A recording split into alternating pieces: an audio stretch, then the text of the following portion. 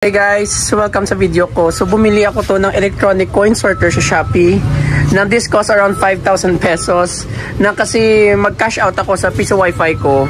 Ang sobrang dami, mga around 10,000 worth na coins. So nang bumili ako to para mas madali magbilang ng pera. Guys, ito na ang coin counter and coin sorter ng hindi ko pa na-on. So mag-on natin. Yan. So, ang gawin natin, we just need to mag-dump ng coins dyan, and then we press start. And it will automatically sort everything na from, yan makita nyo, ang 10 peso at 5 peso coin, nang hindi niya ma-differentiate, pero okay lang yan. So, ang bago na 5 peso coin, kaya niya. 1 peso coin, and ang bagong 1 peso coin, 25 cents, 10 cents, and ang 5. So yan, so every time ng ano to tawag, a tray maka-reach 100 pieces, automatically ma-stop siya para mag-pause, and then once na segregate mo na sa plastic, you can press again start. Pakita ko na sa inyo. So guys, nakuha ko na ang sa piso wifi ko, and then ang gawin ko lang, wait. So yan, i-clear kong batch. So kuha lang ako dito. By the way, ang 20 peso coin, hindi niya masegregate. So lagay mo lang dyan. So once na lagay niyo yung coins, itagdagan natin. Press nyo lang to. Yan, mag-iingay yan.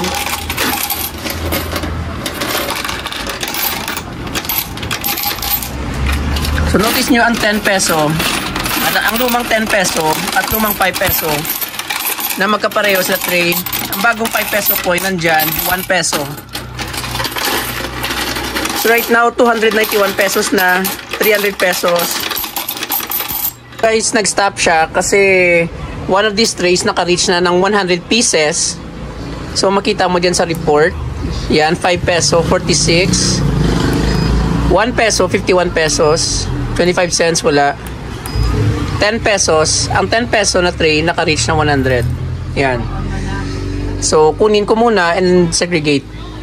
And then, once na-clear mo na ang 10 and 5, just press lang, start.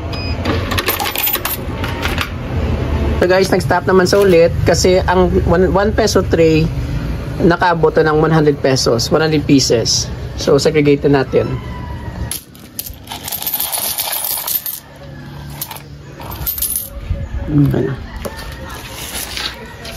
So, guys, ang maganda dito kasi ang design niya mas easy ano Tagalog sa huwad? Magano ganyan sa plastic, maglagay na sa plastic. Hindi ka na mahirapan magbuhos, yan, sorry, magbuhos ng coins sa plastic. So minsan guys, mag-stop siya, kailangan mo ganyan ang mga coins kasi baka nag-stack up lang. Yan.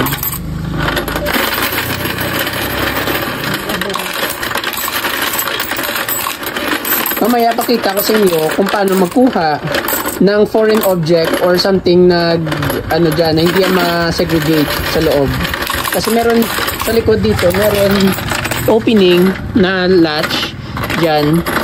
Yan, meron warning nakalagay. So open mo lang yan at kunin. So, every time mag-reach 100 pieces nang ginaganyan ko lang, and then balik naman, and then continue naman. And then ito, segregate ko sa coin tray.